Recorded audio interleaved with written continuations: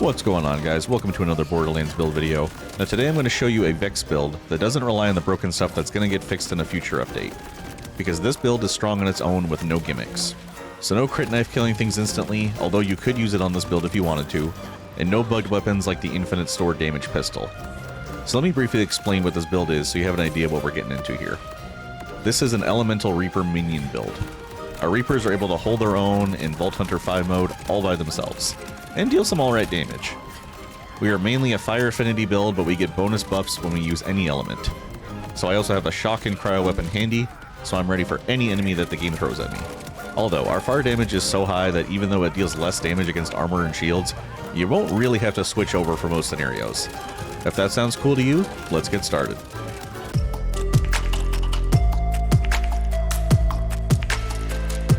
Okay, first things first, let's talk guns, because once we do, the rest of the gear slots will make more sense. Now our main weapon is the Wombo combo, a vladoof AR that comes in every element type.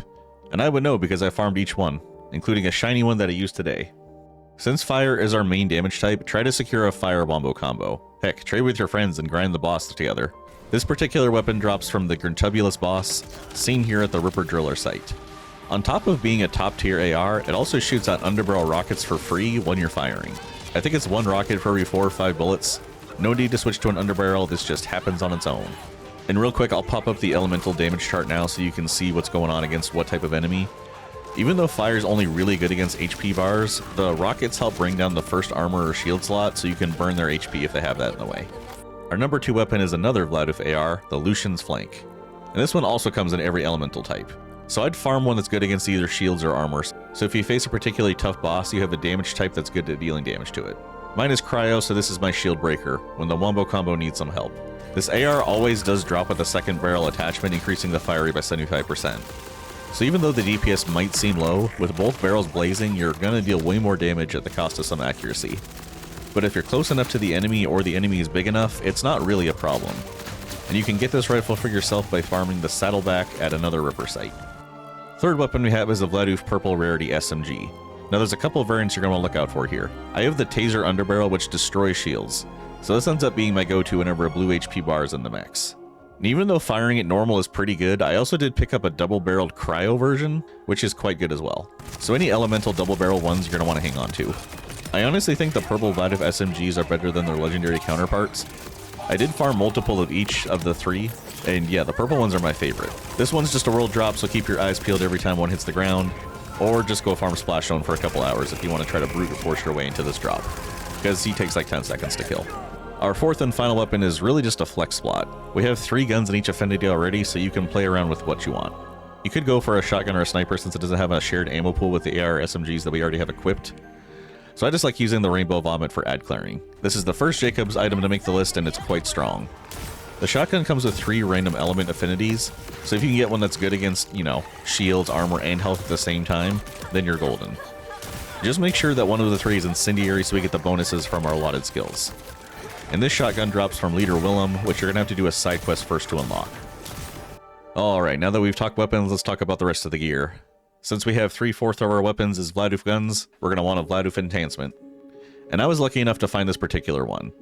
Bullet Hose has a 30% chance to add an additional bullet when we fire, and Box Magazine gives us 20% more fire rate and ammo capacity on vladoof guns.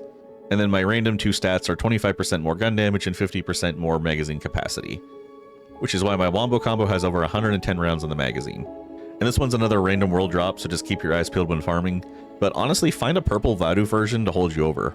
It only have 1 of the legendary enhancements, but 3 stats instead of 2. You can find some sick purple ones if you read them. Next up we have the Super Soldier Shield, farmed from Violictor at I swear to god like a 1% drop rate. I farmed this in co-op and we had 3 drop in 2 hours, and this was the best of those 3. Its unique ability Power Play is why you want this. When your shield regenerates, it'll grant you an overshield, which by itself is pretty nice, but when your regular shield, not your overshield, is full, it'll grant you 25% extra fire rate, movement speed, and restores 1 ammo per second. Infinite ammo hack unlocked. It'll come with 2 extra perks. Brimming is nice for the extra 150 HP restored per second, but capacity is the role that I wanted. It makes this shield 50% beefier, which keeps me alive longer. Seriously, 21,000 shield capacity on a glass cannon build is nuts. I rarely have to heal, and there's also a turtle augment that increases shield capacity but reduces your max HP by a little, So that's a good second choice for sure. Okay, class mod. Now since we are a minion focused build, I wanted to make sure the minion focused class mod was used. The Illusionist mod drops from the Whipper Queen main story boss. And after like a dozen or so of these drops, this is the one I like the most. It makes your phase clones last 33% longer and has a chance to spawn them as badasses, which has more HP and more damage dealt. And is guaranteed to proc every 90 seconds, but it can proc every time you cast it. So I've had multiple times where I spawned 2 badasses in a row. The extra talent perks are random, so, you know, just hope you get lucky there. And if you just want to use a purple one, check out this all status one I farmed. It's my second choice if you have something similar to this. And as a surprise to no one, the triple bypass is the Repkit that you want. It has 3 charges and a 30% chance to instantly refund a charge on kill. This thing's going to keep you alive. I know most people want amp on theirs, which increases the damage of your next shot by 200%, but since we're mostly using full auto weapons, that doesn't synergize well here. If we're using Hot Slugger in a kinetic build, sure, we'd go all in for that. But I'm keeping us alive longer with this Power Cycle mod, which instantly starts our energy shield regeneration. This is why you never die with this build, by the way. Instant energy shields, 3 heals in the bank, and 21,000 shield capacity. Like, come on, bro. And for the Ordnance, yeah, you could use the crit knife. Look, it's a PvE game, play it the way you want. But this build isn't reliant on it. And I actually have a corrosive grenade that I really like. It explodes immediately into a wide area of denial effect. If you see something with similar stats, keep it in the bank at the very least. But if you want something farmable now, I've got something for that as well. The Bubbling Waterfall has a similar AoE effect. Mine came with Cryo, but you can come in any element. These big AoE grenades are the way to go. And with the elements added, we can add bonus damage without having to spec into Ordnance damage. For the firmware, go for 3 Deadeye for gun accuracy and crit damage, and then round it off with 2 high caliber parts for projectile speed and gun damage. Alright, now onto the skills. So we're putting 12 points into the green tree just to get our bleed going. Look, bleed is a status effect and it's not going away. Might as well just lean into it. The first 5 points we put into grave sights to unlock bleed. This gives us critical hit damage and gun handling. Go ahead and put 5 points into bloodletter so we can get bleed unlocked. And then I also like to put 2 more points into grave implants. This is a kill skill that gives us extra gun damage for a duration.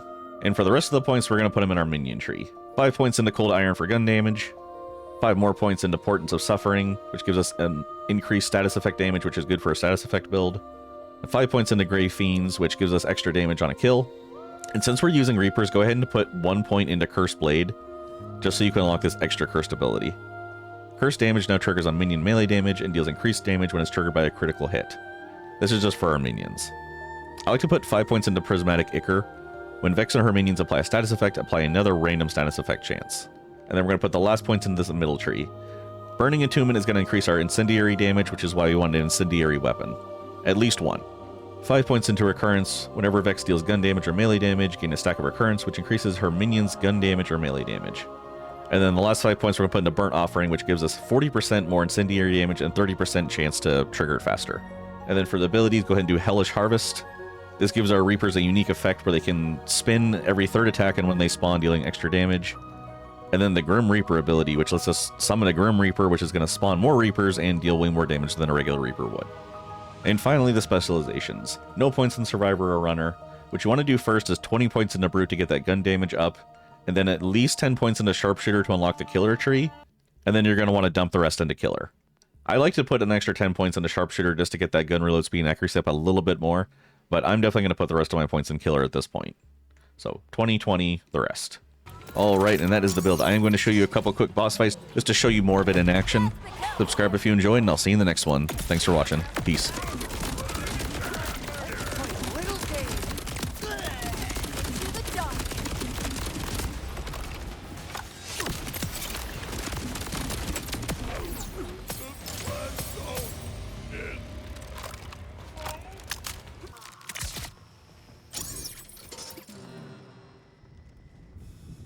Deconstruction!